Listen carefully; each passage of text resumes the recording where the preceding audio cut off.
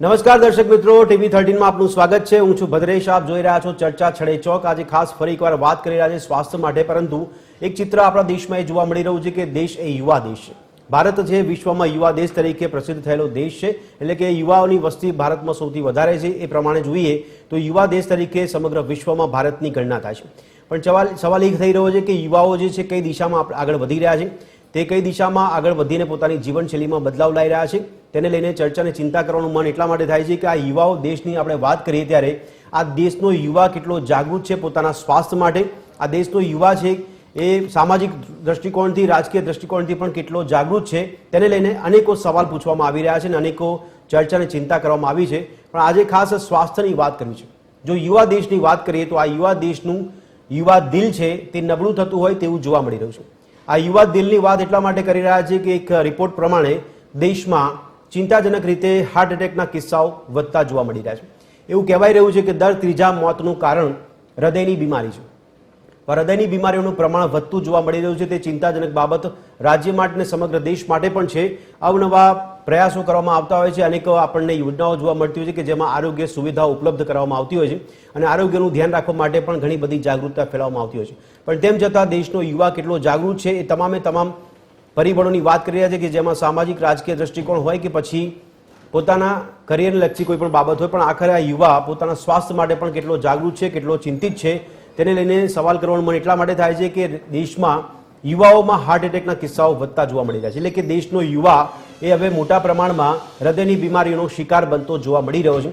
જો આવી સ્થિતિ રહી તો ભારત દેશની જે ગણના થાય છે યુવા દેશ તરીકે એ આગામી સમયમાં થશે કે કેમ તે પણ એક મહત્વનું કારણ છે, કારણ કે દર ત્રીજા મોતનું કારણ છે તે હૃદયની બીમારી માનવામાં આવતી હોય તેવું કહેવામાં આવી રહ્યું છે।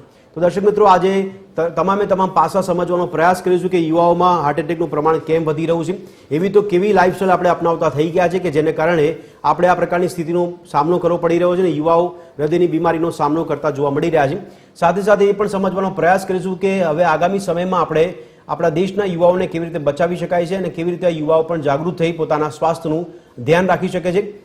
તમામ મોરચા પર જે કાર્યવાહી કરવામાં આવતી તેને પણ સમજવાનો પ્રયાસ કરીશું અને સાથે સાથે એ પણ સમજવાનો પ્રયાસ કરીશું કે યુવાઓની માનસિકતા શું હોય છે કે નવી જીવન પદ્ધતિ, ખાનપાનની પદ્ધતિ અપનાવતા થયા છે, આ પણ કેટલું વ્યાજબી છે, કેટલું જોખમકારક છે તે પણ સમજવાનો પ્રયત્ન કરીશું અને જો એ કારણભૂત હોય તો તેમાંથી આપણે પાછા વળવાની કેટલી જરૂર છે અને પાછા વળવા માટે આપણું માઇન્ડસેટ કરવાની કેટલી જરૂર છે, આ યુવાઓની માનસિકતા બદલવાની પણ કેટલી જરૂર છે, તેની પર ચિંતા અને ચર્ચા કરવાનો પ્રયત્ન કરીશું। તો દર્શક મિત્રો, આજે ચિંતા એટલા માટે કરી રહ્યા છે કે કિસ્સાઓ વધતા જોવા મળી રહ્યા છે હાર્ટ એટેકના, અને એટલા માટે જ આજે ખાસ વાત કરીશું હાર્ટ એલર્ટની।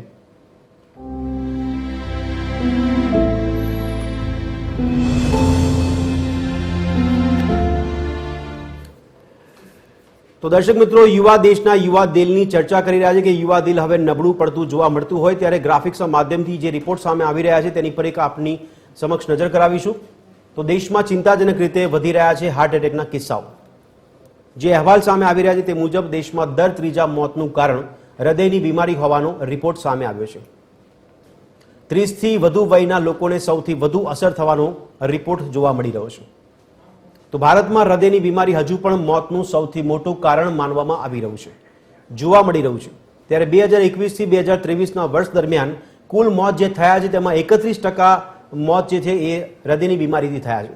દેશમાં હૃદયની બીમારી સહિત કેન્સર પણ છે, ડાયાબિટીસ પણ છે કે જે મોતનું કારણ છે।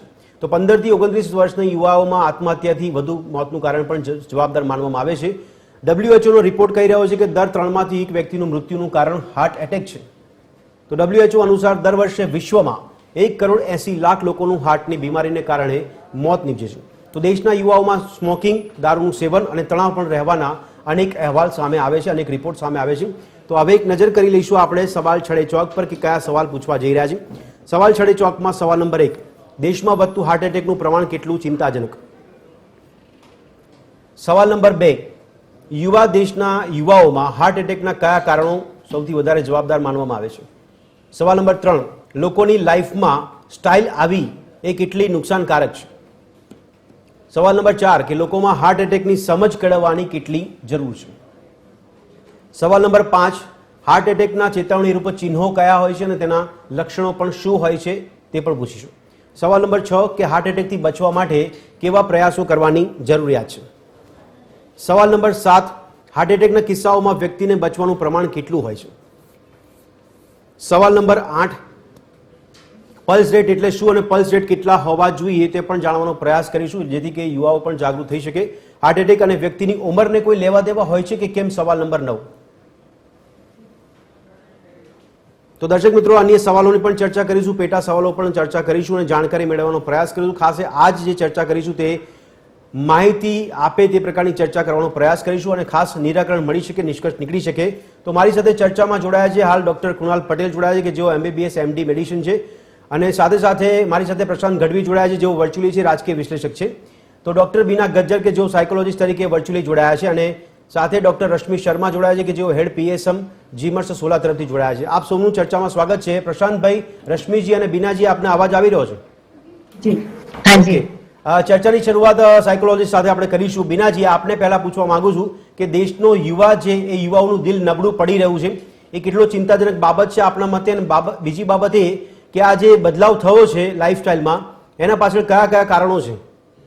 હું એવું કહીશ આની અંદર પ્રદેશભાઈ કે પહેલું જે યુવા વર્ગ અત્યારે ટાર્ગેટ બની રહ્યો છે તો સ્ટ્રેસ, એક્યુરેટ સ્ટ્રેસ, એટલે કે એક એવો સ્ટ્રેસ જે બહુ જ ઓછા સમય માટે આવે છે અને ખૂબ જ ગંભીર ઇમ્પેક્ટ આપીને જાય છે હાર્ટ એટેક સુધી. આ સૌથી મોટો અત્યારે જે ઇસ્યુ બની રહેલો છે. અને સેકન્ડ, મેટાબોલિઝમની જે સિમ્પટમ્સ છે કે જે સ્ટ્રેસમાં છે એ વ્યક્તિ કશે ને કશે ખોરાક પર બહુ મોટી ઇફેક્ટ આવે છે, વધારે ઓવર ઇટિંગ પર જાય છે યા ઓવર ફેટી ફૂડ પર જાય છે, જેના કારણે પણ આવું બની શકે છે. એના સિવાય બી ઘણા બધા ફિઝિકલ સિમ્પટમ્સ છે, પરંતુ મેજોરિટી જે અમારા હાથમાં આવી રહેલું છે કે સ્ટ્રેસ આની પર બહુ જ મોટી ઇમ્પેક્ટ આપે છે.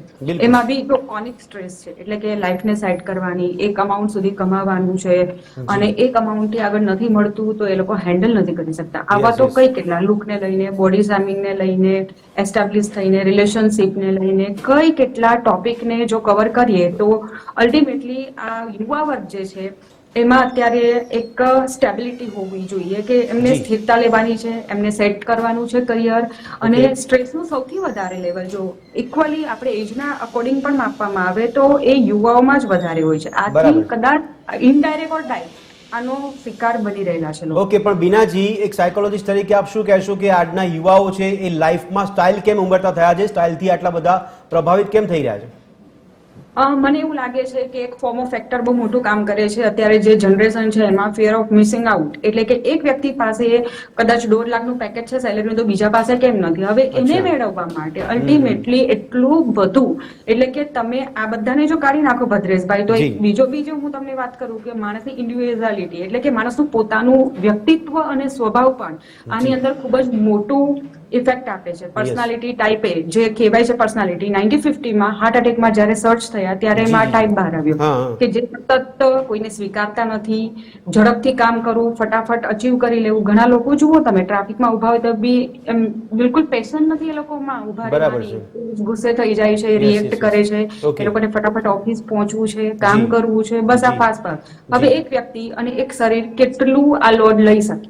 કશે ને કશે એ હાર્ટને ઇફેક્ટ કરે છે. બીનાજી, પણ આ બધા લોડ સાથે આપણે જીવન વિતાવી રહ્યા છીએ તો કદાચ એને મેનેજ કરવાની પણ વાત આપણી પાસેથી શીખીશું અને જાણીશું.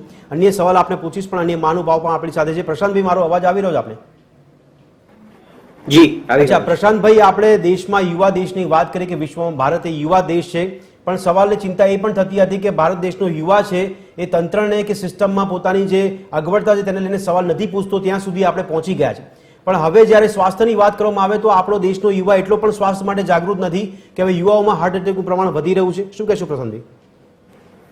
કોરોના આવ્યો, ઓક્સિજન ઓછું થયું અને લોકો ઓક્સિજનને વેન્ટિલેટર માટે દોડતા થયા, બરાબર, ત્યારે ભારતના નાગરિકને ખબર પડી કે ભારત સરકાર અને તંત્ર અમારા માટે બનેલું છે. ત્યાં સુધી તંત્રની મશીનરી સાથે કોઈ લેવા દેવા જ નહોતા, કારણ કે કઈ થાય એટલે પ્રાઇવેટમાં કન્સલ્ટિંગમાં દોડીને પહોંચી જવાનું.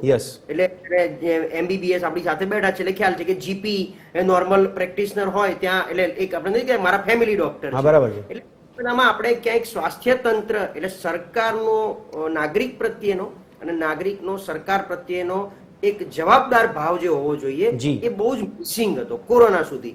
કોરોના એની ડબલિંગ ઇફેક્ટ લગભગ બધા આપણે જોઈએ છે. સાઇડ ઇફેક્ટ્સમાં સૌથી પહેલી હાર્ટ ઉપર અસર ચાલુ થઈ છે.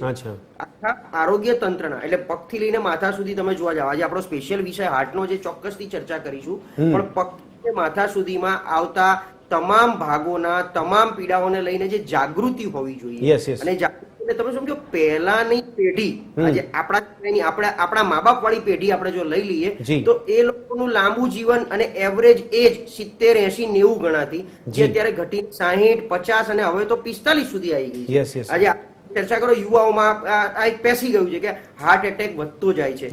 એનું સૌથી કારણ સૌથી પહેલા ઇરેગ્યુલારિટી ઓફ ફૂડ.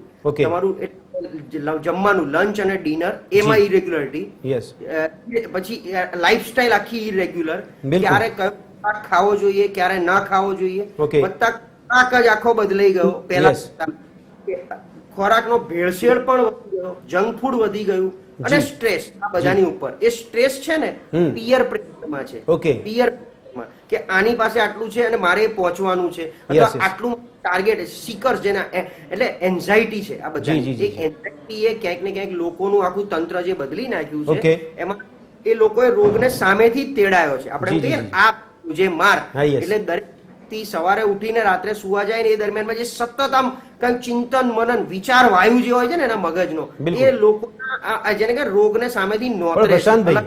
પ્રશાંતભાઈ, આ સ્થિતિ માટે કયા પરિબળો આપના મતે જવાબદાર લાગે છે? બીજી બાબત આપે જે કીધું એ તો કદાચ ચલો યુવાઓ કામમાં વ્યસ્ત હોય ને આપે કીધું કે એમાં તણાવ ઘૂસી જાય છે, મહેનત નથી કરી શકતા, પણ જે લોકો નથી કામમાં વ્યસ્ત એવા લોકો પણ ભોગ બની રહ્યા છે, તો એમની માટે કયા કારણ હોઈ શકે?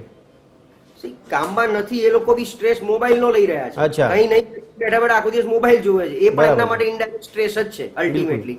પણ મૂળ વાત એટલે જે કામ નથી કરતા, એટલે જો દરેક વ્યક્તિ પોતાની એક ચોક્કસ પ્રકારની ભૂમિકા ભજવે છે, એ ભૂમિકા ખોરાક થી માંડી, એની લાઈફસ્ટાઈલ થી માંડી, એની રૂટીન પ્રણાલી થી માંડી, આ જે ફોલો કરવાનું હોય. અચ્છા, એ સિવાય હું તમને કહું કે નોર્મલ આ તો હવે ભલે થોડું પ્રોફેશનલિઝમ વધ્યું, તમે તંત્રની વાત કરી, દર વખતે તંત્રને કોસવું બહુ સારી વસ્તુ નથી.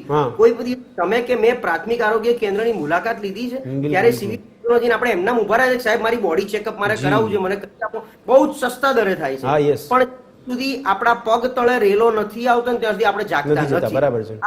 અત્યારના સમયે રૂટીન બહુ જરૂરી હોય છે કે દર ક્વાર્ટરલી કે 6 મંથલી બોડી ચેકઅપ થી માંડી તમે માત્ર અત્યારે એક લોકોને દોડ જામી છે કે પેલું જિમિંગ કરી બસ મારે મારું બધું મેન્ટેન કરવું છે, એમાં વેઇટ આવી ગયું, એટલે જેને કહે કે જે બોડીમાં જે મિનિમમ હોવું જોઈએ ને એ દોડ જામી છે. એ સિવાય લોકોને અંદરના પેરામીટરની કોઈ પડી નથી હોતી જ્યાં સુધી ના આવે. પછી લોકો એટલે નથી કહેતા કે વાળ્યા ના વળે, પણ હાર્યા વળે. એટલે હાર્યા લોકો બધું જ રૂટીનમાં આવવાનો પ્રયત્ન કરતા હોય, પણ એ વખતે બહુ લેટ થઈ ગયું. પ્રશાંતભાઈ, એનો મતલબ કે શું લોકોને પોતાના સ્વાસ્થ્યની ચિંતા નથી, અને આપે જે આજુબાજુનું વાતાવરણ વર્ણવ્યું, આ આજુબાજુના વાતાવરણ માટે પણ આપણા ત્યાં કયું પરિબળ વધારે અસર કરી રહ્યું છે કે આપણે વાતાવરણની વચ્ચે ફસાઈ ગયા છે અને એટલા માટે પોતાનું ધ્યાન નથી રાખતા? આજુબાજુનું વાતાવરણ એટલે દેખાદેખી, બહુ સ્પષ્ટ વાત છે, દેખાદેખી. આ બાજુ આ કરે છે એટલે મારે આ કરવાનું છે, મારા કલીગ આવું, એની લાઈફમાં આવી રીતે જીવે છે. એટલે આ જે દેખાદેખી છે ને એ છેલ્લા 1-2 દાયકામાં પ્રમાણ વધ્યું છે. પેલા ગામડાનું જીવન હતું, શહેરમાં લોકો માત્ર ધંધા અર્થે નોકરી અર્થે શિફ્ટ થયા, ત્યારે એ લોકો જયારે શિફ્ટ થયા તો આ દેખાદેખી નહોતી. પડોશને જે કરવું એ કરે, મારે મારી ચાદર છે એટલા પગ પોળા કરવાના છે, એ રીતે જીવન જીવ્યા આ લોકો. અને અત્યારનું જીવન આખું બદલાઈ ગયું છે. પેલા બાજુવાળા એક સારા ચંપલ લાવે છે ને તો આપણે બીજા દિવસે એના જેવા કાં તો એના કરતા વધારે સારા ચંપલ લાવવા ને એ મારી જવાબદારી બની જાય છે. એક હોડ જામી છે ને એમાં લોકોએ ઘણા બધા રોગને નોતર્યા છે. અને આ સિવાયના અને જંક ફૂડ બીજી બધી રીતે પણ અસર કરે છે. પહેલાના સમયમાં કેન્સર ભલે હું કહું છું શોધાયો હશે 1800ની સાલમાં, પણ કેન્સર કોને કહેવાય એ ભારતમાં એ રીતે કોઈએ એને ઓબ્ઝર્વ કર્યો જ નહોતો, એ રીતે થયો જ નહોતો. મારી જોડે ડોક્ટરો કદાચ વધારે બેઠા છે એટલે હું નહીં બોલી શકું આ બાબતમાં, પણ 1990 કે 2000 ની સાલ સુધી કેન્સર શું છે કોઈને ખબર જ નહોતી. આમ જોવા ભારતની દ્રષ્ટિએ હતું, પણ એ બહુ જૂજ જગ્યાએ. અને હવે તમે જુઓ તો દર 100, 200, 500 માણસે તમને 2-5 કેસીસ જોવા મળશે. અને કોઈ આમ કે ભાઈ આજે આનું કેન્સર થયું, આનું કેન્સર થયું. એ કેન્સર કઈ રાતોરાત નથી આવતું, એની પાછળ આખું છેલ્લી 2-5 વર્ષની લાઈફસ્ટાઈલ હોય છે, જંક ફૂડ હોય છે, એની બોડી પેરામીટર્સ હોય છે, ટેમ્પરામેન્ટ હોય છે, આ બહુ બધું અસર કરતું હોય છે. આપણે જે રૂટીન જેમ દરેક વસ્તુ કરવી જોઈએ એ આપણે કરી શકતા નથી. Okay okay. डॉक्टर रश्मि, मेरी आवाज आपको आ रही है?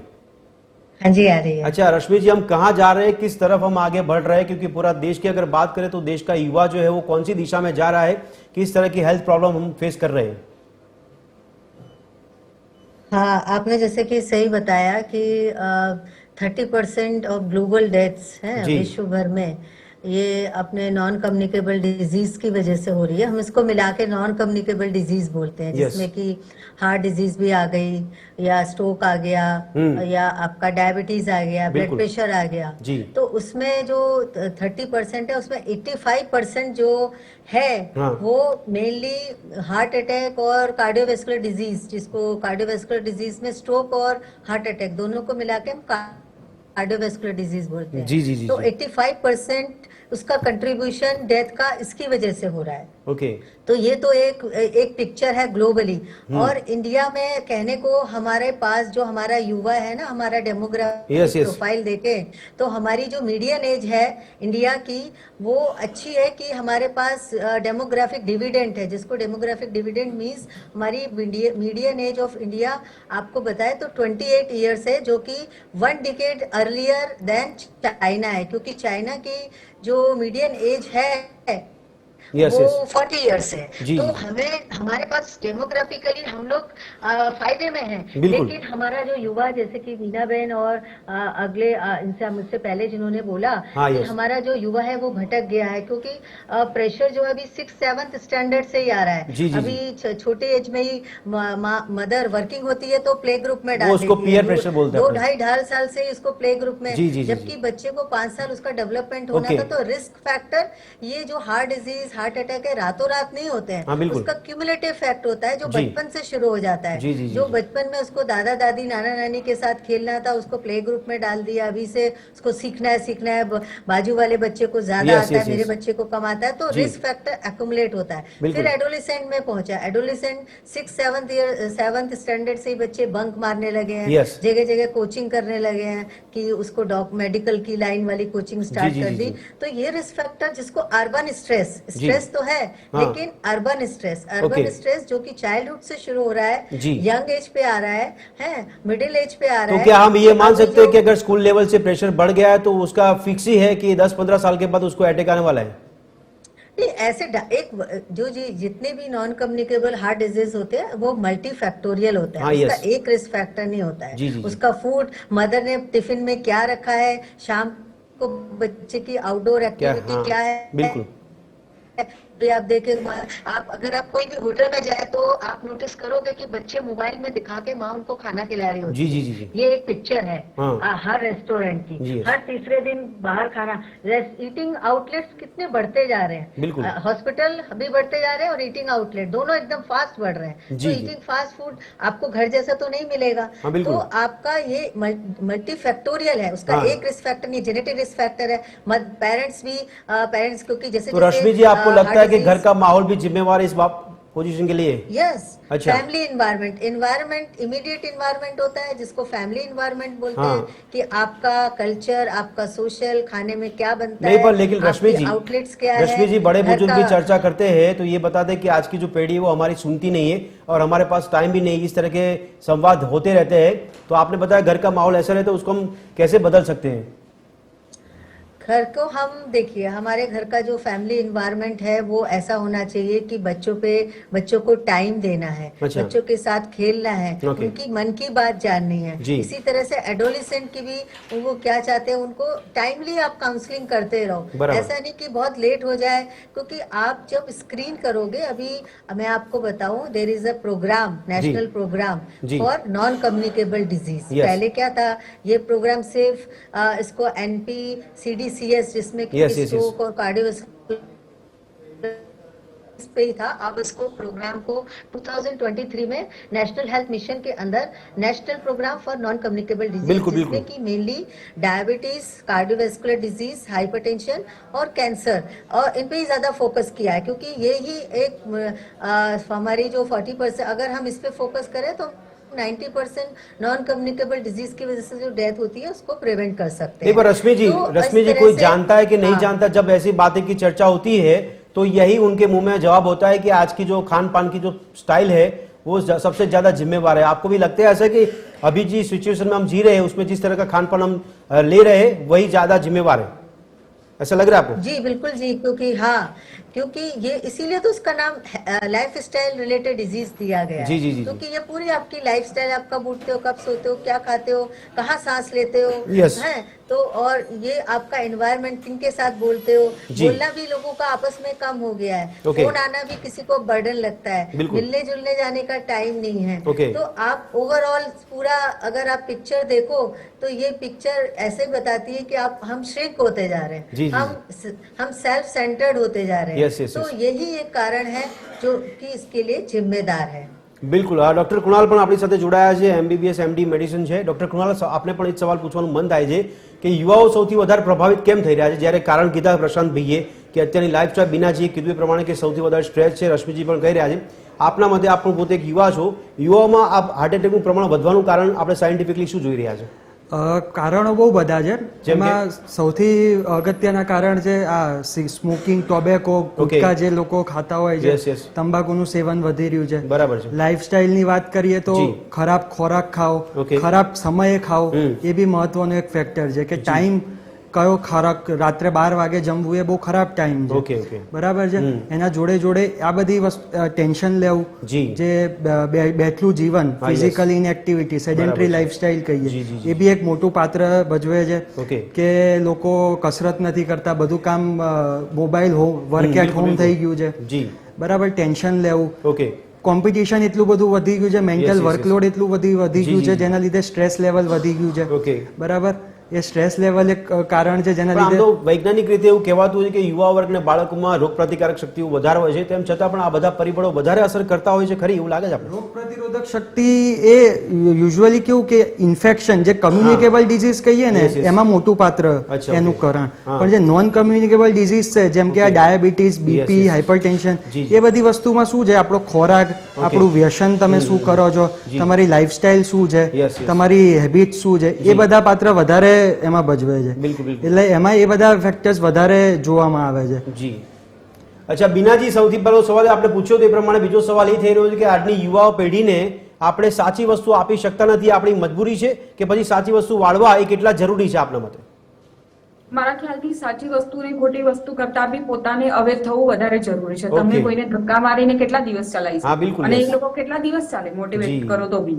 એટલે લોકોને પોતાને જ અવેર થવાની જરૂર છે. એક વસ્તુ આવે કે જ્યારે એક સ્ટ્રેસ આવે છે કે જેને આપણે કહીએ એ બહુ ઓછા ટાઈમ માટે હોય ને બહુ જ વધારે ટ્રિગર આપતું હોય, તો યા બોડી તમારી ફાઇટ મોડ પર યા ફ્લાઇટ મોડ પર, યા તમે ફાઇટ કરી જશો યા પછી તરત જ આઉટ થઈ જશો. તો એ જે કેળવવાનું છે એ તમારી અંદરથી હોવું જોઈએ કે તમારે કઈ રીતના બોડીને ડેવલપ કરી છે ફિઝિકલી. જેમ ડોક્ટરે કીધું તેમ કે સ્મોકિંગ ને એડિક્શન આજે બહુ મોટું ઇમ્પેક્ટ આપે છે, અને તમે જુઓ મેજોરિટી યંગસ્ટર બધા એડિક્શનમાં છે, અને એડિક્શન એટલે ગજબના એડિક્શન્સ લાગેલા છે લોકોને. એમાંથી બહાર નીકળવું. એના સિવાય બી લાઈફસ્ટાઈલમાં સૌથી વધારે આવે છે ઇમોશનને હેન્ડલ નથી કરી શકતા લોકો. તે સૌથી મોટી ઇમ્પેક્ટ આપે છે. મને એવું લાગે છે કે તમને કોઈ બી ઇમોશન આવે છે, બધા ઇમોશન વેલિડ છે. ચીખી લો, ચિલ્લાઈ લો, રડી લો, તમે બોલી લો, પણ એને બહાર કાઢો. તમે જેટલું દબાવશો, તમે તમારું ગ્રીફ દબાવો, પેઇન દબાવો, જેલેસી દબાવો, એ કશે ના કશે વધીને જ બહાર આવે છે. એટલે બેટર છે કે હેલ્ધી રહેવા માટે પોતે એક તો પોતે અવેર થાવો, અને તમે કઈ રીતે મેક્સિમમ સર્વાઈવ કરી શકો છો, તમારું સર્વાઈવ કરવું મહત્વનું છે. કઈ રીતે કરી શકો છો એના રસ્તાઓ શોધવા એ જરૂરી છે. એ પણ આમ તો ઘણા લોકો એવી સલાહ આપતા હોય કે સહનશીલતા હોવી જોઈએ. આપ કહો છો કે એને જે પણ તકલીફ એને બહાર કાઢવી જોઈએ. આ કઈ રીતે શક્ય બની શકે?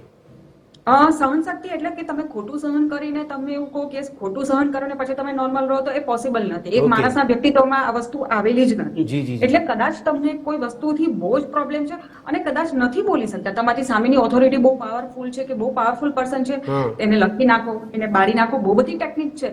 પિલો હીટિંગ છે કે તમે પિલોને હીટ કરો, તમારી નેગેટિવિટીને બહાર કાઢવાના લડિયા ઝઘડિયા વગરને બી બહુ બધી ટેકનિક છે. અપનાવો. તમે ફાસ્ટ વોકિંગ કરો, તમે હાર્ડ એક્સરસાઇઝ કરો કે જેમાં તમને પસીનો થઈ જાય. ઘણી બધી વસ્તુ છે જેમાંથી તમારી નેગેટિવિટી બહાર નીકળે છે. બિલકુલ બિલકુલ. પણ પ્રશાંતભાઈ, આપણે જ્યારે એવું કહીએ છીએ કે અત્યારે સ્ટ્રેસ લેવલ વધી ગયું છે, લોકો દેખાદેખી કરતા થયા છે, પણ આપણી આસપાસ એવું વાતાવરણ છે કે એમાં સારું ને નરસું બંને પીરસવામાં આવે છે, પછી આપણે એવી વાત કરીએ છીએ કે યુવા નક્કી કરે કે એને શું લેવું છે. તો શું આ સિચ્યુએશન છોડી દેવી જોઈએ કે હજી આના ઉપાય શોધવા જોઈએ આપણે?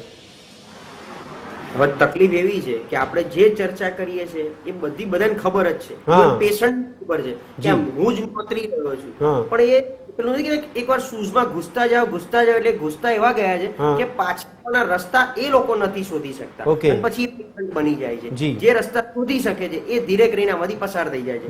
તમે જેમ કીધું તારું અને નરસું, હવે મોબાઈલ થી માંડી હવે બધાને ખબર જ છે કે સ્ટ્રેસ છે સૌથી મોટો દુશ્મન છે માણસનો, એટલે મારે સ્ટ્રેસ નહીં લેવો જોઈએ. પણ એક પરિસ્થિતિ એવી ઉભી થઈ ગઈ છે આજે માણસ આમ જોવા જાવ, હવે આ બધા થોડા બહાર નીકળી જઈએ તો એક ઘર ઈએમઆઈ ઉપર ચાલે છે, એની ગાડી ઈએમઆઈ ઉપર ચાલે છે, દીકરાને પ્રાઇવેટ સ્કૂલમાં ભણાવે છે, ફી મોંઘી છે, વાઈફ જો નોકરી ના કરતી હોય ને હાઉસવાઈફ હોય તેના પોતાના એક શોખના છે.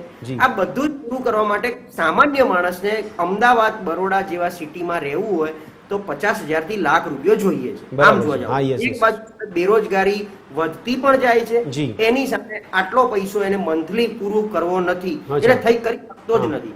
મંથલી કમાવો હોય એવી ઓપોર્ચ્યુનિટી પોતાની પાસે હોતી નથી, પણ તેમ મોજ શોખ ને દબાઈ શકતા નથી. પેલાના કરકસર કરીને જીવતા, કરકસર અને લોભ બે વચ્ચે બહુ પાતળી ભેદ રેખા છે જે આપણે કરકસર કરી અને આપણને ભણાયા. હવે આખી પ્રેશર બિલ્ડઅપ થઈ ગયું. મેં જે કીધું ઈએમઆઈ ના પ્રેશર, એની સાથે ક્રેડિટ કાર્ડ ના પ્રેશર, બધી વસ્તુ લોકો ક્રેડિટ કાર્ડ થી બરાબર એના પ્રેશર, એક ફોન સારો આવે લોન લઈ લો, આ કરો તે કરો, આ ફાયદા, એટલે એ બી કરે. આ પ્રેશર ધીરે ધીરે તમને સ્ટ્રેસ ની દિશામાં લઈ જાય છે, કારણ કે 1લી તારીખે પગાર નહીં પડે તો આ બધામાંથી બહાર નહીં અવાય. અચ્છા, કમાવાના માટે ઓફિસ, નોકરી, ટાર્ગેટ, જો સેલ્સ વાળી જોબ હોય અથવા પ્રેશર વાળી બીજી બધી જોબ હોય એટલે એના પ્રેશર એ ત્યાં ટાઈમલાઈન ડિવોટ થતો હોય એટલે ઘરમાં ટાઈમ ના આપી શકતા હોય, એટલે સાંસારિક પ્રેશર બીજું ચાલુ થતું હોય. આ બધાની બાળકોનું પ્રેશર, આ ત્રણેયની સામાજિક પ્રેશર, એક સામાજિક પ્રગતિ અને સ્ટેટસનું પ્રેશર, આ ચારેયનો સરવાળો કરો એટલે માણસના મગજમાં સ્ટ્રેસ સિવાય બીજું કઈ ના આવે. બરાબર. પછી માણસ ડિપ્રેશનમાં જાય, એ ડિપ્રેશનમાં ગયેલો માણસ બીજા બે ને ડિપ્રેસ વધારે કરે ફેમિલી. ઘરમાં છે ને એકવાર દવાખાનું અને કોર્ટ કચેરી આ જો ઘૂટે ને એ ઉધઈ કરતા પણ ખરાબ વસ્તુ છે. બરાબર. એ પેન છે, આ સાયકલ માંથી બહાર આવતું નથી. જે લોકોને ખબર છે તેમ છતાં બહાર નહીં આવી શકે.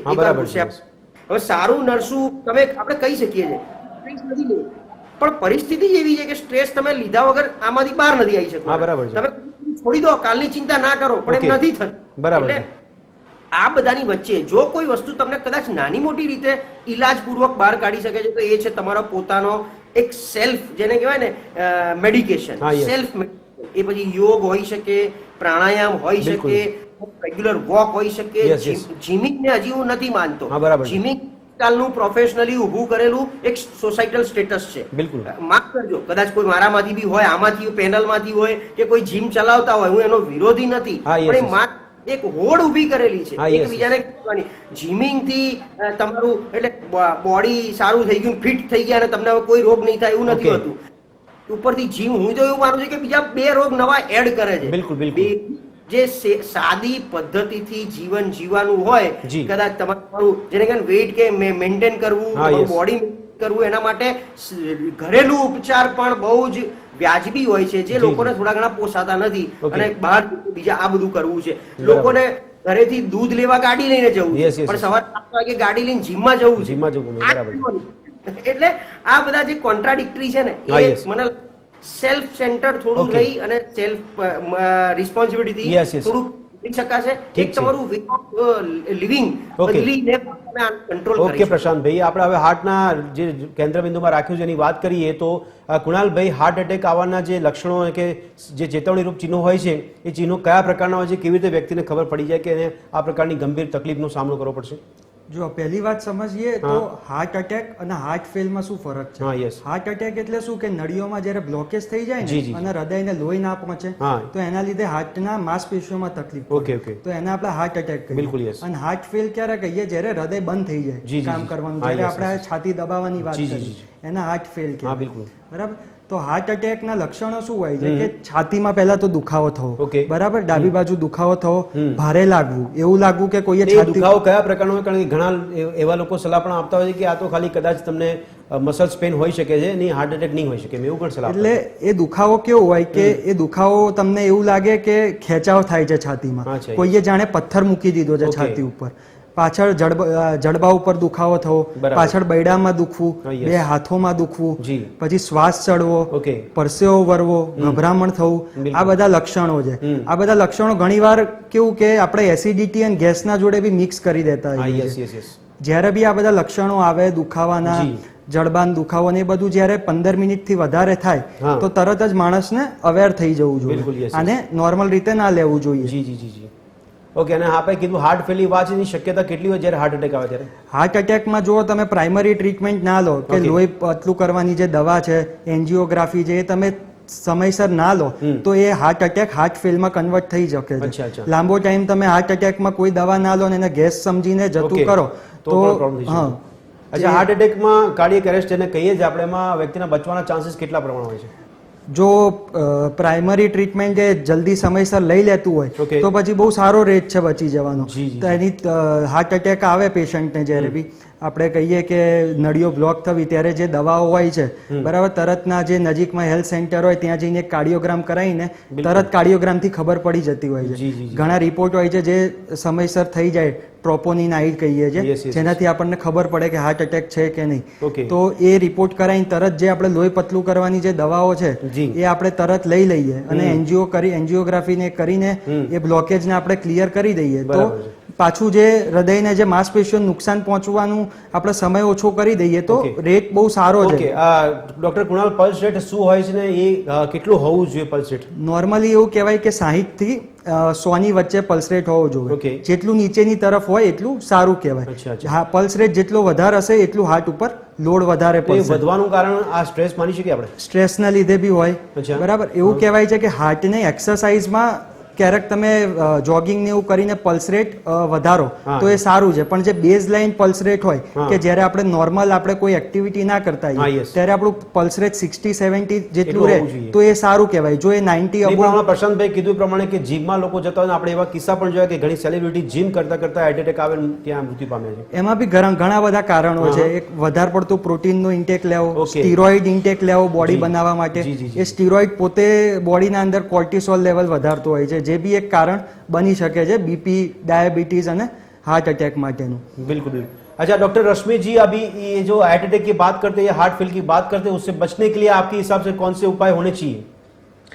जैसे कि 1 बाय 1 फैक्टर लेते हैं, अभी डॉक्टर कुणाल ने बताया सबसे इम्पोर्टेंट है कि पल्स और because heart attack, heart failure और स्ट्रोक ये सब है कार्डियोवैस्कुलर डिजीज, जिसमें ब्लड प्रेशर को मेंटेन रखना सबसे इम्पोर्टेंट है. तो उसके लिए हमें बोलते हैं ट्रैकिंग ऑफ ब्लड प्रेशर. जैसे ही अभी एडोलिसेंट एज से ही 18 साल से ही हमें इस ब्लड प्रेशर का मेजरमेंट बेसलाइन बीच में 1-2 साल में बच्चों का कराते रहना चाहिए. और 30 इयर्स में तो अंडर द, मैंने आपको जैसे बताया, NPNCD प्रोग्राम, जिसमें कि इवन आयुष्मान आरोग्य मंदिर 5000 की पॉपुलेशन पे ही बन गया, जिसमें कि आशा वर्कर ये सबका ब्लड प्रेशर चेक करती है, रिस्क फैक्टर देखती है कि. हाँ जी, ये टेंशन वाली बात नहीं. आपने बोला 18 साल की उम्र से ही ये ब्लड प्रेशर चेक करवाना चाहिए, तो ये टेंशन वाली बात नहीं है. और अगर हम करवाते हैं तो ज्यादा आते तो क्या हमको टेंशन नहीं होता फिर?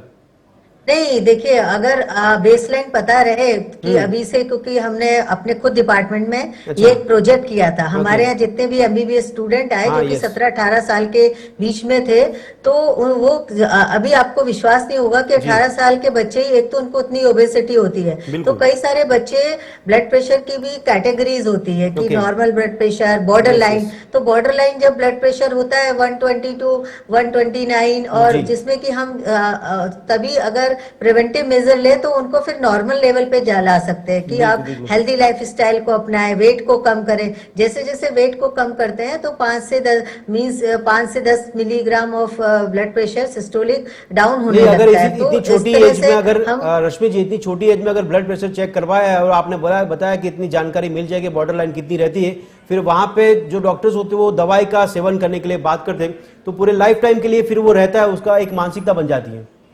हाँ, ये आपने एक बहुत अच्छी बात बताई जी। है कि ये क्या है, जनरल मिथ है हाँ। कि एक बार ब्लड प्रेशर की दवा चालू रखी हाँ, yes। तो फिर उसको रोकना नहीं जी। है। ऐसा नहीं है। Okay। पहले तो हम, कोई भी डॉक्टर होता है वो पहली रीडिंग में ब्लड प्रेशर लेवल नहीं कर देता है। बिल्कुल। उसमें उसको 3 बार रीडिंग लेनी होती है, उसकी पोजीशन होती है, किस लेवल पे लेना है। Yes। फिर 1 महीने बाद फिर से बुलाते हैं, सॉल्ट को कम करने को बोलते हैं। तो फिर डाइट को चेंज करने को, वेट को कम करने को, टबैको, अल्कोहल, जितने रिस्क फैक्टर जी, जी। है, मिनिमाइज द रिस्क फैक्टर। हाँ। आप अभी हम लोग ने चर्चा की ना इसके रिस्क फैक्टर, जोखिमी Yes, yes, तत्व yes। क्या क्या होते हैं जी। कि स्ट्रेस को कम करें, हाँ। अपने स्लीप पैटर्न को चेंज करें। हाँ, क्योंकि yes, yes। जैसे आप अगर 7 से 9 घंटे कम सोते हो तो आपका ब्लड प्रेशर बढ़ता है। जी, आपका जी। स्ट्रेस ज्यादा है तो आपको ब्लड प्रेशर बढ़ता है। ब्लड प्रेशर बढ़ना मतलब जोखम, हार्ट अटैक, स्ट्रोक, सबका जोखम बढ़ जाता है। Yes, तो yes। हमें अपने रिस्क फैक्टर को कम करना है। तंबाकू, अल्कोहल, Okay। Stress Yes। और फिजिकल एक्टिविटी को बढ़ाना है। अच्छा। अपने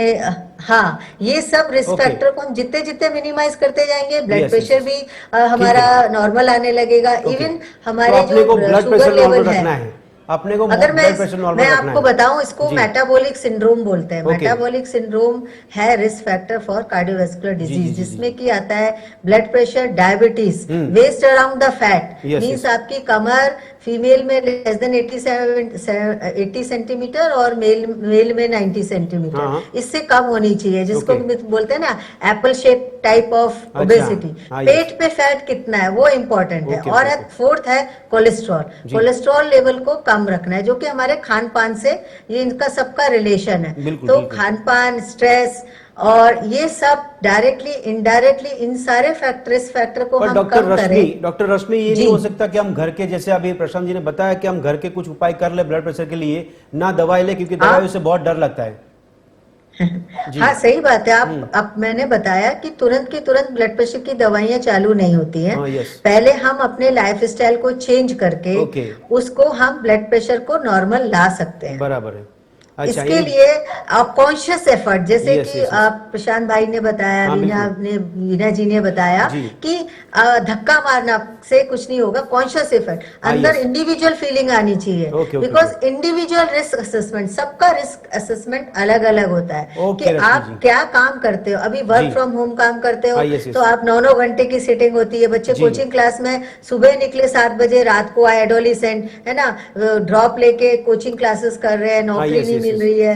तो करे क्या, बिल्कुल, उनको बिल्कुल। खुद ही एफर्ट तो लगाना पड़ेगा Yes, कि yes, मुझे yes। खुद के लिए टाइम निकालना है। मुझे हेल्दी मिलेट्स खाने में मिलेट्स खाने हैं, फाइबर को हाँ, इतना आपका conscious नहीं है हम 80 लोग। ग्राम फाइबर होना बिल्कुल सही चाहिए। है। डाइटरी फाइबर को शामिल करो। Okay। Process food, ultra process food को कम ट्रांस फैटी एसिड, जितनी बार तेल को रीयूज करते हैं उससे हाँ, ट्रांस वो। फैटी एसिड्स बनने लगते बिल्कुल, बिल्कुल सही हैं, है। जिसमें कोलेस्ट्रॉल की मात्रा ज्यादा होती है। Okay, यही तो चीज को समझने LDL की जिसको कोशिश बोलते हैं करते हैं बैड बीना जी से। कोलेस्ट्रॉल। ठीक है, यही कोलेस्ट्रॉल 2 तरह का होता है, बैड और Okay, गुड। रश्मि जी। तो हमें गुड कोलेस्ट्रॉल, जिसको HDL बोलते हैं, वो हाँ, yes, yes। एक्सरसाइज से बढ़ता रहता है, जी। स्मोकिंग कम करने से घटता Okay। रहता है, और आपकी स्ट्रेस को कम करने से। तो HDL को हमें बढ़ाना है और ठीक है। LDL को कम करना है। ठीक है, जैसे यही चीज जैसे को हम समझने की कोलेस्ट्रॉल- कोशिश करते हैं अपने बीना जी से। ડોક્ટર બીના, સવાલ મારો એ છે કે જેમ હમણાં કીધું કે યુવાઓમાં એડિક્શન, આપે પણ વાત કરી, સ્વીકારી કે તણાવની વાત કરી, પણ જે આપણે ફાસ્ટ ફૂડ ખાઈ રહ્યા છીએ, કેટલું જંક ફૂડ જવાબદાર છે આપના મતે, અને એ બધી બાબતોમાં આપણે સંકળાઈ ગયા છે, તો એમાંથી બહાર નીકળી શકાય એવું લાગે છે ખરી? અને નીકળવા માટેનો કોઈ ઉપાય હોય તો જણાવશો? ચોક્કસ નીકળી શકાય છે. મને એવું લાગે છે કે જો લોકો પોતે જ અવેર થઈ જાય છે તો વાંધો નથી આવતો. તમે તમારું સપોઝ કે કોઈ ટીનેજ છે ને, જેને બહાર, જેમ મેમે કીધું, રશ્મિ મેમે, કે બહાર કામ કરવું જ પડતું હોય છે. એક બાજુ જયારે વડાપાઉં હોય ને સેન્ડવિચ હોય તો ગો વિથ સેન્ડવિચ, એટલીસ્ટ થોડું સારું છે. જયારે બહારનું કમ્પલસરી ખાવું જ પડે છે તો તમે તમારી રીતે કોન્શિયસ થઈને પહેલા તો તમે સિલેક્શન મૂકો કે તમારે શું ખાવું છે. ફૂડ ખૂબ જ મોટી ઇફેક્ટ આપે છે અને તમે માનો કે નહીં માનો. એમાં બી અત્યારનું જે તમે જુઓ કે પ્રોસેસ ફૂડ જે છે, મેગી છે, પાસ્તા છે, પીઝા છે, આનું ઇન્ટેક ટીન એજમાં બહુ જ મોટા પ્રમાણમાં છે. જેટલા બી ટ્યુશન ક્લાસીસ ચાલે છે, સ્કૂલ ચાલે છે, બાજુમાં તમે જુઓ આવા આઉટલેટ ખુલેલા છે. જાણી જોઈને જાણે બચ્ચાઓને આના માટે વાળવામાં. ડોક્ટર બીના, જે સ્મોકિંગ છે, દારૂનું સેવન છે, આ બધા પ્રકારના એડિક્શન છે, એમાંથી બહાર નીકળી શકાય ખરી આપણે?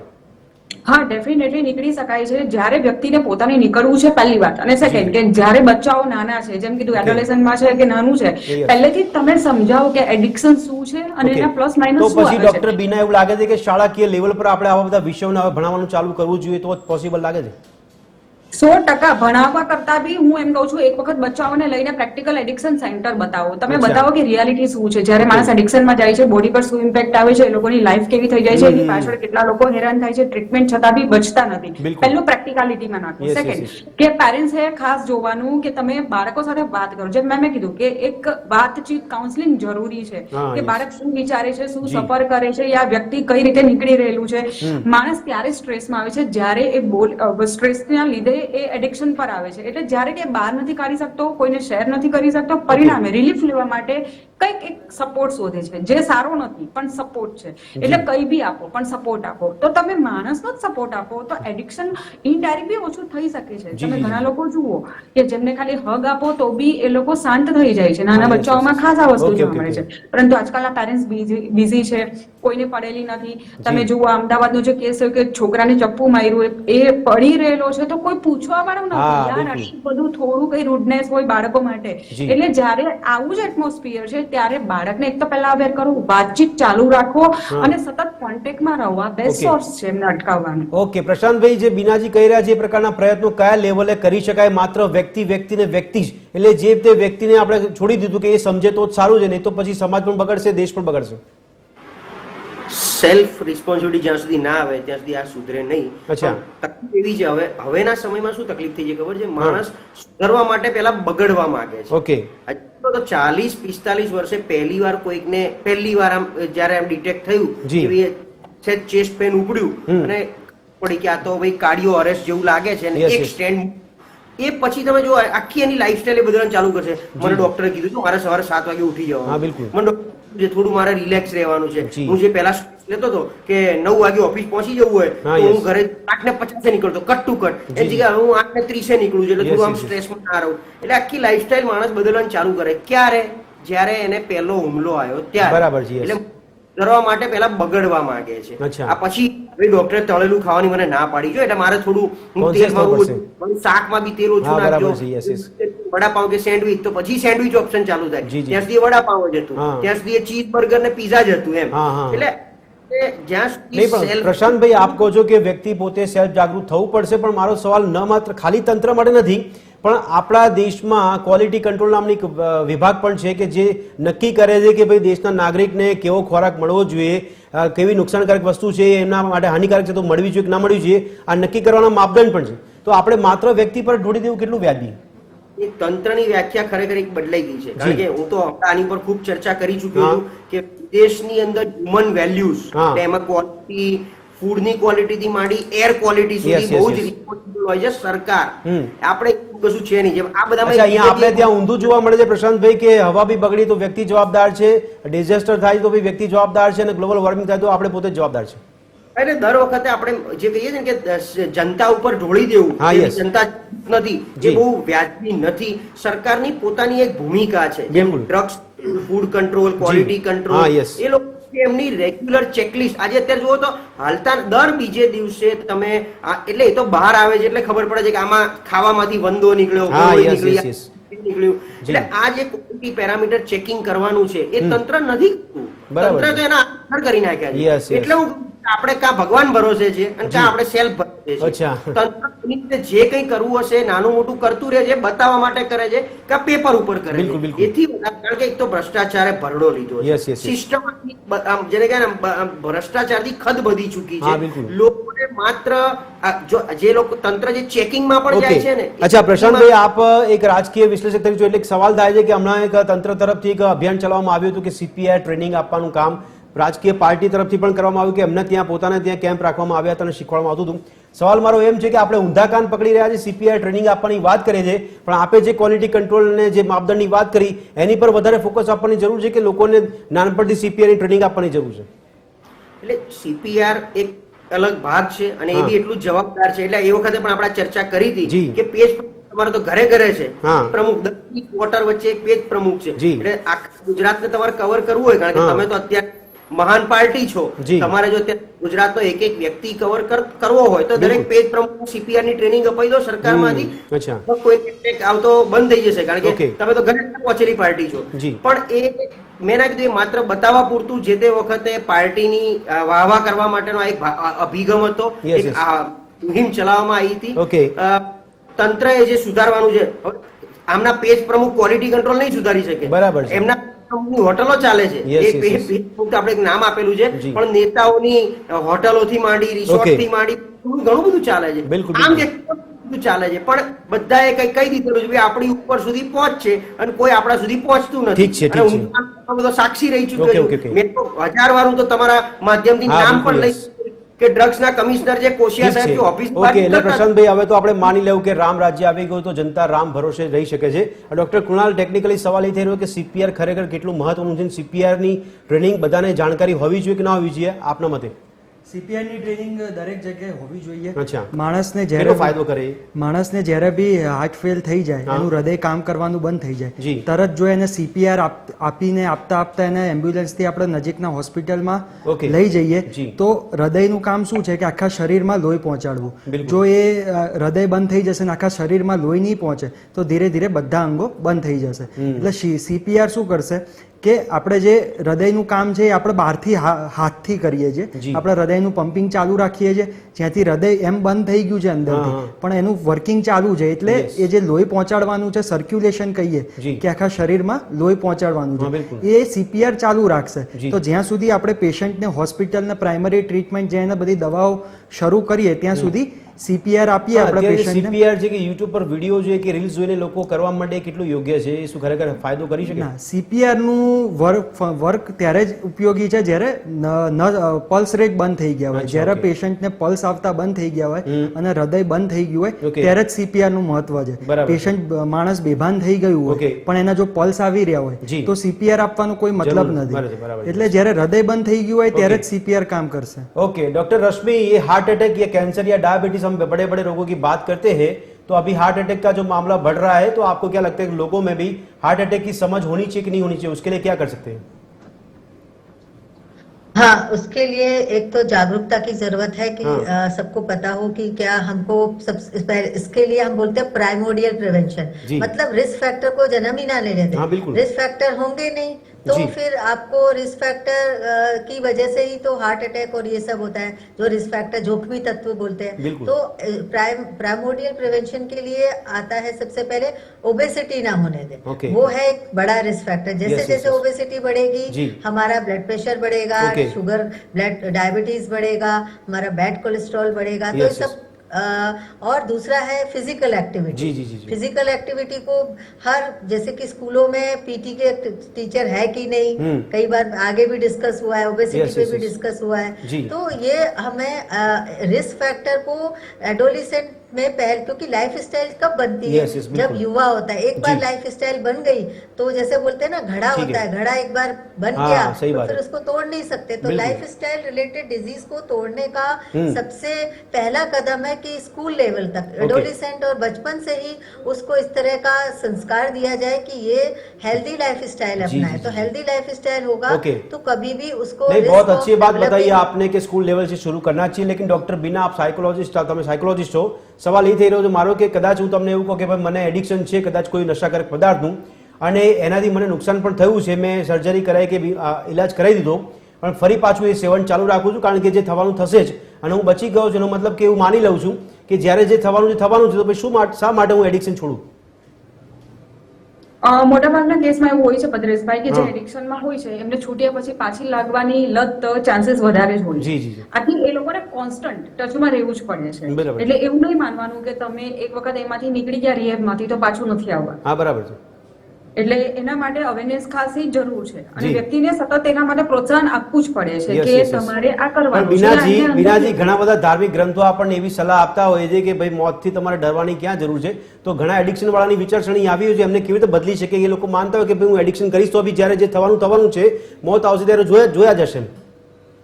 ભદ્રેશભાઈ, સાયકોલોજીકલ રીતે જો કહું ને તો એડિક્શન એટલે છે ને એક વ્યક્તિની ઉણપ કે કોઈ વસ્તુની ઉણપને પૂરી કરવાની જગ્યાને એડિક્શન કહેવામાં આવે છે. એડિક્શન પર લોકો ત્યારે જાય છે જ્યારે કંઈ ખૂટે છે અને એને પૂરું કરે છે ઇનડાયરેક્ટ. એટલે એનું જિંદગી મોત સાથે કઈ લેવા દેવા નથી. બેઝિકલી જો એક ખાલીપો ઓળખીને અંદરથી એનાલિસિસ કરીને જાણીને જો ટ્રીટમેન્ટ કરવામાં આવે તો ડેફિનેટલી આનું સોલ્યુશન આવે જ છે, એવું નથી. પણ આ જે છટકબારીઓ છે જેમને કરવું છે ને બહાના કાઢવા છે એના માટેનું છે. મતલબ કે એને કઈ કરવું નથી, બસ એને ખાલી બતાવવું છે કે આવું હોઈ શકે. આવું સેમ કેદીઓમાં બી છે ગીતા પર કે જે મારે એને મારવામાં કોઈ પાપ જ નથી. હા, બિલકુલ. નહીં, પણ આવા લોકો બીજા માટે ઘાતક માની શકીએ આપણે? બની શકે કે જ્યાં સુધી એ તમે વાયોલન્સ પર નથી ઉતરતા કે એ લોકો તમને હાર્મ નથી કરતા ત્યાં સુધી એમના પૂરતું હોય તો બરાબર છે, એ એમને નુકસાન પહોંચાડે છે. પરંતુ જ્યારે આ સ્ટેજ આગળ વધે છે અને મારામારી પર કે પોતાને હાર્મ કરીને ઘરવાળાને મારવા પર આવે તો ડેફિનેટલી આ નુકસાનકારક છે. ઓકે પ્રશાંતભાઈ, એક સર્વસામાન્ય સવાલ છે આપના માટે કે આપણે જ્યારે હમણાં એક જવાબમાં તમે કીધું ઘરગથ્થુ ઉપચાર પણ આપણે ઘણીવાર અપનાવીએ છીએ, તો આપના મતે શું લાગે છે કે ઘણી બધી બીમારીઓ માટે ઘરગથ્થુ ઉપચાર કેટલા વ્યાજબી છે કે સીધું ડોક્ટર પાસે પહોંચી જવું એ પણ વ્યાજબી છે? કારણ કે પહેલા આપણે એવી પદ્ધતિ અપનાવતા જેમાં વર્ષોથી આપણે આયુર્વેદિક પદ્ધતિની વાત કરીએ છીએ, નાડી વૈદ્યની વાત કરીએ છીએ, તો શું આ માધ્યમોને આપણે જીવંત રાખવાની જરૂર લાગે છે કે સીધા ડોક્ટર પાસે પહોંચી જાવ એટલે આપણું કામ થઈ જાય? જો ઘરેલું ઉપચાર એની જગ્યાએ, આયુર્વેદ એની જગ્યાએ, એલોપેથી એની જગ્યાએ, અચ્છા, એ બીજાના સબસ્ટિટ્યુટ નથી. એ બધાની એક અલગ અલગ ઓળખ છે, અલગ અલગ એમનું પરિમાણ છે, એટલે એ એનું કામ ચોક્કસથી કરે. અને એલોપેથી ડેફિનેટલી જે ફાસ્ટ કામ કરતું હોય, અમુક વાર તમારા ફાસ્ટ એક્શન રિસ્પોન્સ લેવા માટે એલોપેથીની જરૂર પડે. અમુક રોગ એવા કે જેમાં તમને એવું લાગતું હોય કે ભાઈ આ લાંબા ગાળે અસર કરવાનું છે તો આયુર્વેદથી થઈ જશે, તો તમે આયુર્વેદમાં જાઓ.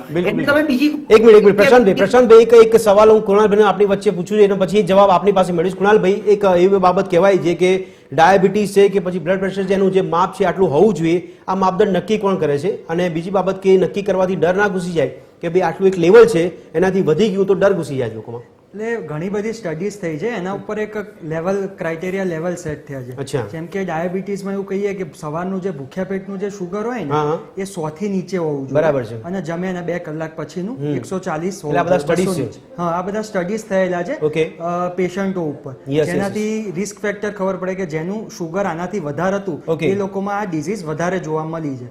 બરાબર, બીપી નોર્મલી 120/80 130/80 થી નીચે હોવું જોઈએ, બરાબર. આનાથી ઉપર જાય તો પછી તમારે લાઇફસ્ટાઇલ મોડિફિકેશન ને એ બધું જોવું. ફરી બેક ટુ પ્રશાંતભાઈ આપની પાસે આવું છું, કારણ કે મેં એટલા માટે કે ટેકનિકલી જાણી શકાય એટલા માટે કે જે માપદંડ છે સ્ટડીઝમાં નક્કી થાય છે, તો આપને નથી લાગતું કે આ બધા જે માપદંડ નક્કી કરવામાં આવે છે ડર ઉભો કરવા માટે પણ નક્કી કરવામાં આવતા હોય છે? મેં આની પહેલા આપના જ માધ્યમથી કીધું હતું કે આ માપદંડ WHO ની સૌથી મોટી મિલીભગત છે. તો ભલે એની ઉપર ખબર નહીં એક્શન નથી લેવાતી. પ્રી ડાયાબિટીક ની ડેફિનેશન, હું ડોક્ટર નથી પણ જે ડેફિનેશન બદલી નાખી છે એ જે ક્રાઇટેરિયા 100 અને 140 નોર્મલ બી હું માનું છું કે આ બદલવાથી ફાયદો શું અને કોને? નહીં, બદલવાથી આ એક છે ને, આ તો ફાર્માસ્યુટિકલ અને WHO ની મિલી ભગતે ઉભું કરેલું છે દવાઓના. આ સીધો આક્ષેપ નથી કે વેચાણ માટે ઉભું, બરાબર છે, પણ જો સાયન્ટિફિકલી અને મેડિકલ એટલે ક્લિનિકલી જો બીજી કોઈ રીતે ઓબ્ઝર્વ કર્યું હોય તો આ માપદંડ મને એવું લાગે છે હજી આમાં ઘણા બધા જેમ રિફોર્મ્સ લાવીએ છે ને, નાના મોટા રિફોર્મ્સ જરૂર છે. પહેલી વાત છે. બીજું, તમે હમણાં તંત્રની વાત કરી, હું તમને એક સામાન્ય દાખલો આપું. આપણે બીજી ક્યાંય જવું નથી, અમદાવાદના 2 રોડ પકડવા છે મારે, સિંધુ ભવન અને રાજપથ રંગોલી પેરેલલ અને YMCA, 3 રોડ પેરેલલ ચાલે છે, બધાને ખબર છે. દર નેક્સ્ટ ડોર એમ ડિસ્ટન્સ બી ના હોય, 10 ફૂટનું ડિસ્ટન્સ બી ના હોય, એક રેસ્ટ્રો કેફે, એની બાજુમાં બીજું રેસ્ટ્રો કેફે, એની બાજુમાં ત્રીજું, લગભગ 500 થી 1000 રેસ્ટ્રો કેફે ચાલે છે. સાહેબ, કોઈ પણ રેસ્ટ્રો કેફેનું મેનુ તમે ઉઠાઈને ખોલો ને એટલે એમાં પીઝા પાસ્તા સિવાય, એટલે આ જંક ફૂડ સિવાય કશું હોતું નથી. તો સરકારને એ પણ ખબર પડવી જોઈએ કે મારે જનતાને જો પેલી રાખવી હશે, મેડિકલી ફિટ રાખવી હશે. આપના કહેવા પ્રમાણે ડ્રગ્સની ચિંતા કરીએ છીએ, નશાકારક પદાર્થો ઘૂસી જાય એની ચિંતા કરીએ છીએ, આ જંક ફૂડને આપણે બહુ સરળતાથી વેપલો કરવા દઈએ છીએ, આની ચિંતા કરવાની જરૂર છે. અચ્છા ડોક્ટર બીના, એક લાસ્ટમાં છેલ્લા શોર્ટ વાક્યમાં આપની સલાહ અમારા માધ્યમ થકી લોકોને. હું એવું કહીશ કે સ્ટ્રેસ લેવા કરતા શાંતિથી જીવો, વ્યવસ્થિત અને હેલ્ધી જીવો, જે મનમાં આવે કરવું જોઈએ, બહુ હટપટ કે બહુ બધાને સાબિત કરવાની કોશિશ નહીં કરો. Okay okay. अच्छा डॉक्टर रश्मि, शॉर्ट में एक सेंटेंस में आपकी एडवाइस हमारे माध्यम से. अपने जीवन शैली को आप कॉम्प्लिकेटेड नहीं बनाओ, जितनी सादी रखे, आप अपने को सिंप्लीफाई करो, कॉम्प्लिकेट मत करो. सादा भोजन सादा विचार, उच्च विचार, सादा भोजन उच्च विचार. और ऐसा नहीं है कि पौष्टिक खाना महंगा होता है, पौष्टिक खाना एकदम सस्ता होता है. और अपने को ज्यादा मूवमेंट रखो. जितना अच्छा रश्मि जी, ये पौष्टिक देने के लिए गवर्नमेंट के भी प्रयत्न होने चाहिए कि नहीं होने चाहिए? हाँ जी, पौष्टिक के लिए गवर्नमेंट का भी प्रयास होना चाहिए कि नहीं होना चाहिए? हाँ, गवर्नमेंट का प्रयास है, वो सतत प्रयत्नशील है. क्योंकि मैंने आपको भी बताया, NP national programme for non communicable disease के तहत हम आयुष्मान आरोग्य मंदिर में आशा वर्कर, जो भी होते हैं वो घर घर जाके उसकी जानकारी देते हैं। स्कूलों में जाके RBS के टीम है, स्कूल हेल्थ टीम है, वो बच्चों का चेकअप करती है, बच्चों को उसके बारे में बताती है कि नमक कम खाना है। तो ये सब ठीक है रश्मि जी, शॉर्ट में कुणालભાઈ એક વાક્યમાં આપની સલાહ કે સારું ખોરાક ખાઓ, પૌષ્ટિક ખોરાક ખાઓ, સારા સમયે ખાઓ, કસરતનું જીવનમાં થોડું કસરત કરો અને જ્યારે બી હૃદયના લક્ષણો આવે તો એને નેગ્લેક્ટ ના કરો, નજીકના હેલ્થ સેન્ટરમાં પહોંચી જવું જોઈએ। ઠીક છે દર્શક મિત્રો, ખાસ ચર્ચા એટલા માટે કરી હતી કે દેશનું યુવા દિલની ચર્ચા હતી, કારણ કે આ દિલ હવે નબળું પડી રહ્યું છે, પણ નબળું ન પડવું જોઈએ ને એટલું મજબૂત થવું જોઈએ કે તે પોતાની આસપાસ અગવડતા હોય તો પણ અવાજ ઉઠાવી શકે, તો પણ પ્રતિક્રિયા આપી શકે અને સાથે સાથે પોતાના સ્વાસ્થ્યની જ્યારે ગંભીરતાની વાત આવે ત્યારે આ જ યુવા નક્કી કરે કે પોતાની આસપાસ માર્કેટમાં ક્યાંય પણ જો પોતાના